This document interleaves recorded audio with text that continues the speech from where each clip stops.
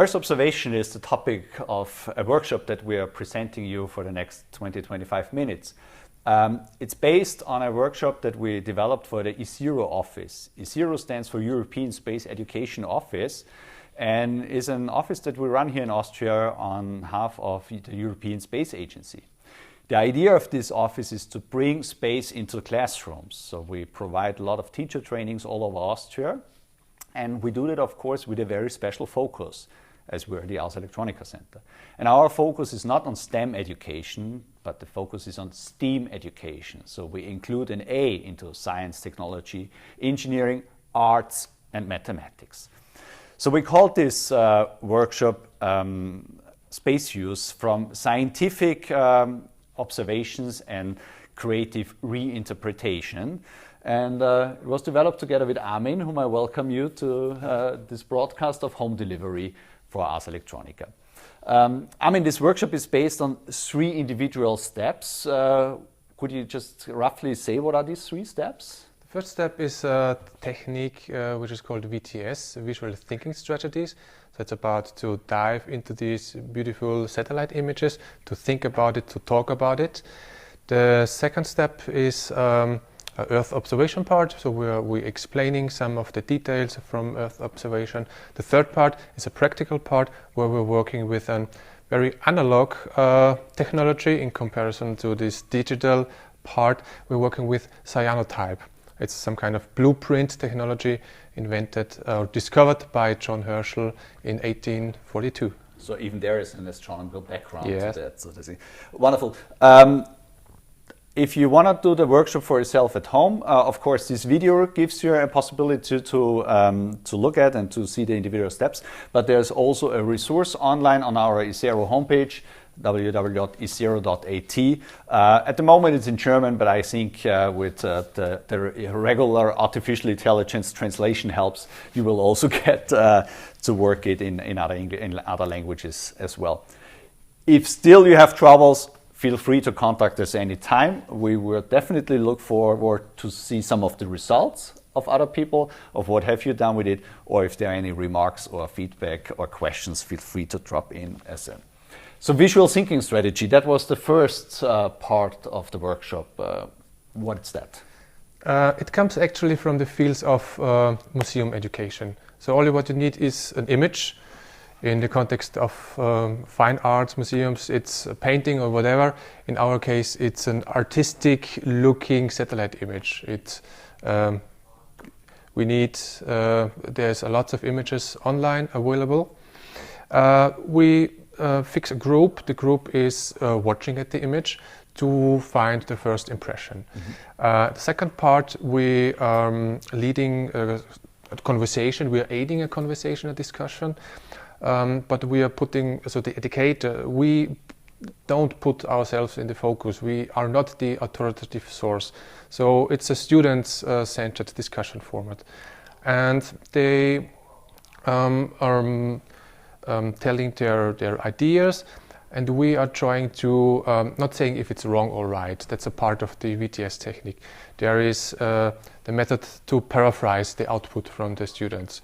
We are paraphrasing and maybe dress their words in a more beautiful words, link the different outputs together, link different and disagreeing outputs together to give an overview about many possible interpretations. That's actually the aim of the VTS technique. We wanted to train the visual thinking skills, the visual communication skills, and the visual literacy skills with that kind of technique.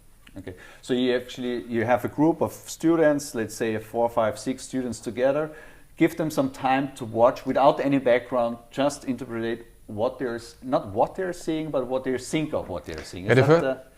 So this is an important thing. So not leading them towards, okay, this could be this or that. So exactly, because of that, the first question is what's going on in this picture. Yeah. We're not asking what do you see or what is shown in this picture, because for this you would need to know something about it. What's going on is a question, it's an open-ended question, and you can more freely interpret what you're seeing. Mm-hmm. Yeah. So this is the first circle, so they have their individual, and then you as an educator, you sum that together, and also you kind of link different opinions to each other in order to enhance the discussion further. Exactly. We want to motivate the group, and we have a very great experience. If we're asking in this way, like the VTS technique tells us, we are motivating the students to show they don't need to know something about it, they're just telling what they're seeing. Red circles, black circles, squares, or organized in squares, and that's working. In most of the times we are coming near to it, what it's shown actually. Yeah. So in that case, our topic here is Earth observation. So sooner that in the VTS, usually you would have then a research phase where they kind of develop themselves of what's going on. Here, as in this adaptation of VTS, we of course link them slowly to the object or to the subject of Earth observation. In that case, that these are actually irrigated fields in the desert. And then you can of course ask, where does the red color come from? Because exactly, we need to lead to the topic of Earth observation. That's why we explain it in the end. The traditional VTS technique, it's open-ended. There's no conclusion made. There's no right and wrong. Yeah. And yeah. Any suggestions what kind of images work best for VTS? Yeah, the more abstract images actually, where you don't see any classical fields as we are trained to see it from flying with a plane, for example, or any, I don't know, roads or cities. Maybe they can be identified faster than these more abstract images, yes. And if you did this process once, the second image is actually, it's already clear for the group that's a satellite image, so it's best that the group doesn't know anything about what's going on in the picture. So we in ISERO, we run that workshop with art teachers, and of course they don't have a background in Earth observation, so if we confront them with an image like that, they have no idea. So what were they saying about this image, for example? What came into their minds? Yeah, they were actually quite good. There was one teacher which was trained, I don't know, maybe he was flying already over Saudi Arabia and was trained to this kind of agricultural fields. But the discussion process was also very interesting, and it's very widespread interpretations. Yeah. Mm-hmm. So the first step is this VTS in this workshop. Then the next step, and that's where I'll take over, is that we show people where they can access images of Earth observation. And one fantastic source, of course, is ESA's Image of the Week. Just go on the ESA website and you easily find a whole range of different images. And the nice thing about it, with a lot of similar looking here also in the ultraviolet, it's not only the possibility that you can download this image in high resolution and you can use it for your own purposes, but it always comes with a detailed description telling you what you're seeing, what you're looking at, what kind of satellite was involved, and why it is interesting to look at and why it was selected as Image of the Week. So that's a resource, a possibility to get high quality, already enhanced images as well. If you want to do it more hands-on and maybe also more focused on the area that you live in, another quite cool thing is you can directly access the satellite images, and that's not a fancy thing. It's actually quite easy. There's an application called Earth Observation Browser, and this gives you really access to the whole database on the Sentinel satellite system. So there's tons and gigabytes of satellite images. And the nice thing about it, you just go on the EO browser website. The nice thing that it actually now features also an education mode. So if you're an expert and if you already know precisely what satellite, what frequency, what special thing, what special settings you need, you can access all that. If you're a beginner, we definitely recommend using the education mode. So I'll just switch to the education mode here. You see this, the search field becomes much smaller, and the people from EO Browser, they already put it out a couple of topics that might be very interesting for you, like agriculture, like flooding, like wildfires. You wouldn't expect how many wildfires are going on every day all around the world, where volcanoes active, etc., etc. In our case, we, for example, we're here in Austria, but what about going a little bit more international? Venice. Venice, let's go to Venice, okay. I still stick with the agricultural topic because we had it before with the irrigation. Let's see what comes up if we put it in. So just as you would know it from any other topic, you drop into Venice. Let's say we have Venice here already. So let's zoom in a little bit. And as I said, we wanted agriculture as a topic. We can select the date, and one thing that is quite important when you come to Earth observation is the cloud coverage. We know our Earth is mostly covered in clouds, and for satellite images these are blocking, so we can select the percentage on what's the maximum cloud coverage we would allow for that search. Then we can select a date, and then we'll pick on search, and we immediately come up with a couple of selection, or quite a lot of satellite images available us. Let's say we want the latest, so that's from the 8th of May, so it's just a couple of days old. We click on visualize, and these are optimized for scientific purposes, so maybe allow it a couple of seconds to load, but we get the latest satellite image of it. Well, the cloud cover is not so bad, and we were interested in the agricultural, so we use actually a filter, an infrared filter, and we apply that filter on it. Again, it needs a couple of seconds to load. And let's see how Venice comes up there, but we already see that this reddish color appears. And if we zoom into Venice a little bit more, it's quite interesting, because what you see, why is red? Infrared is used in agriculture and vegetation, because we see in the infrared band, we see the vegetation very good. The chlorophyll in the leaves are reflecting infrared light, and that's why they appear bright red on this side. And wherever the ground is sealed, or there's some other construction, or nothing growing, for example, appears in brown color. And here within Venice, we already see there seems to be some parks. So even though the city is very densely built on, there's a little bit of red, in that case, vegetation on it. We saw already this morning, we can maybe still have a couple of seconds for this, just to show you the difference. We switch to the lens to the area where we are. Of course, I have to do the search again for this area, because we live here in a very agricultural environment. You will see that, maybe this is a little bit better. Apply the false color filter again on it, give it a some seconds to load, and you will actually see that we have fields where there's already something growing on it, they appear red, and the other fields that are not there, or where it's just smaller plants, they still are here in brown. Here we go. So you see large area in West Lund that are still brown, and there are some fields where we already have something growing on. And still you can zoom in and see, actually can nearly zoom into any specific field. And that's one of the regular application where systems like that are used in the real world. But we're using it for an for an artistic purpose. And what are you doing with an image like that now? We are copying it and we make some kind of negative film out of it.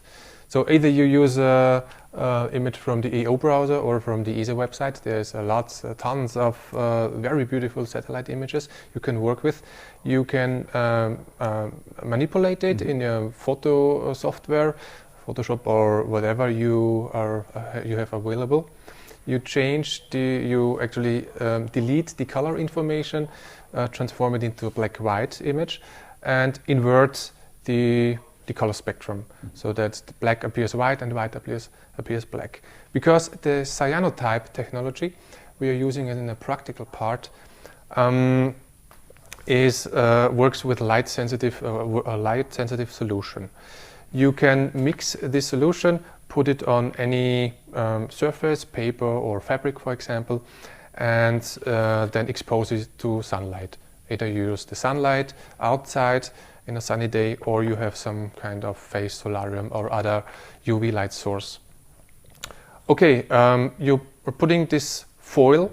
You can, in your classroom, for example, cut these foils, these satellite images. You can rearrange it. You can paint with a pen on it, with a black pen on it. You can put objects on it to block the light as well. It doesn't matter what you need. You can also use plants or whatever. And then you put it on the leaf with the solution on it and expose it. So the cyanotypie, what kind of chemicals are involved? You brought two of them. Is this something dangerous? Or, so when I do it with pupils in the classroom, is it okay? Is it expensive? Or do they need a special security procedure with it? You can use gloves if you like. It's not dangerous, this chemistry. The first one is potassium ferricyanide. It's a greenish one. And the ferric ammonium citrate, it's a red one. You can see it here at this, in these bottles here. And you mix them together with distillated water and put it on the surface. Okay. There's one tip. Use a foam brush, because if you use an ordinary brush with a metal on it, the parts on the developed, some parts turn brown, that you want to avoid. So the foam brush is a very good tool to use. You can scratch off also some things from the foil or from the black parts, and just be creative. You brought us an example. Yes. We're doing it live now. Yeah, we're doing it live. I have an example from a student, and I have also some paper with the solution on it. If you see it in the camera, it's some kind of greenish solution at the beginning. You need to make sure that it's secure from UV light. You need to store it somewhere dark. Just in the immediate exposure process, you put it out of the. You put it out and place the foil on it. Then you use maybe a plate of glass to fix the foil on the paper, so that there's no space between the paper and the foil. Then you use your UV light source. With that device, I just need 2 minutes. If you use it, if you use the sunlight, you may need to calculate with an exposure time about 6 to 8 minutes. But that's something what you're gonna try out. I mean, I made different experiences. In a cloudy day, maybe you need to exposure for half an hour, or even 1 hour or 1.5. Yeah. You told me in the preparation to that video, you told me that the biggest one was done at the beach. Yeah, this was in Greece. A Greek artist, he did over 200-meter cyanotype. People were laying on it, and it's exposed by sunlight. It's very interesting. Okay. So it's really a thing where you can experiment with it. Yeah, and it's very easy to handle with. You can buy them online. You can buy also a prepared mixture, a liquid. It's not that expensive if you compare how much you can work with it. It's just these amounts of chemicals, and you can, I don't know, you can do a whole workshop with it, at least, or maybe 2 workshops. So. Yeah. So we talk about some 20, 30, 40 euros price range for yeah, maybe a bit more, 50 to 80 euros per bottle, but then you can also buy it in smaller amounts. We bought the big one. So this is finally, and I think this is a great thing about that workshop, is where you have the art teacher working together with, let's say, the geography, and with the scientist, with the chemistry teacher, and they have really a connected workshop which covers all fields. Yeah, that's the interesting part of this workshop. The analog part and the digital part, subjects, working with subjects. And that's why we think STEAM education is the real good approach to work in and to really to fascinate and motivate kids also for science and space. So we're still exposing? Yeah, I didn't look at the clock, that's my mistake. But that's creative. Let's improvise. Yeah. Let's see what came out with. Yeah, let's have a look. Okay. Make the final steps. So Now maybe the camera has a look on the paper, on the exposed paper. The color of the exposure is something grayish, brownish, yellow, greenish. And if you put it now in the water, it will turn into blue. Let's do it. It goes actually very fast. So you see the exposed areas turn into this very beautiful Prussian blue. The unexposed areas, they stay white. And what I'm going to do now is to wash up the solution from the paper, because otherwise the solution will exposure afterwards. So we want to have this solution away from the paper, that the contrast, this beautiful contrast, stays forever. And it's just plain water that you put it in? It's just plain water, yes. It's also recommended to put it under running water, maybe for 2 or 3 minutes, but in this case we use this water bottle. So, almost the last step is to let it dry, and we have one more thing, one more chemistry, hydrogen peroxide. It's inside of this blonde spray. We can intensify the blue color.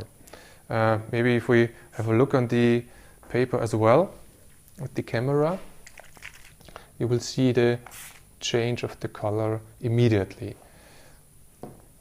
The color after the exposure is something cyan-like, so like more this yellow-like blue, and after the treatment with this hydrogen peroxide, it turns into this very beautiful ultramarine blue, very dark, and the contrasts are very nice actually. Cool. Just let it dry and it's finished. Cool. Thank you very much, Armin, for getting us an insight into this very exciting workshop. As I said, if you want to re-watch it, feel free to do the video, but as well as we have the website of Esero online, where you can also find the resource, as I said, at the moment in German available, but with lots of pictures and examples that we were using here in the workshop. So I think you will find your way around. If not, feel free to drop a line and we get in touch with you. That's it for this moment of Ars Electronica home delivery with this workshop for Esero Austria, and looking forward to see you in one of the next programs. Goodbye. Thanks for listening.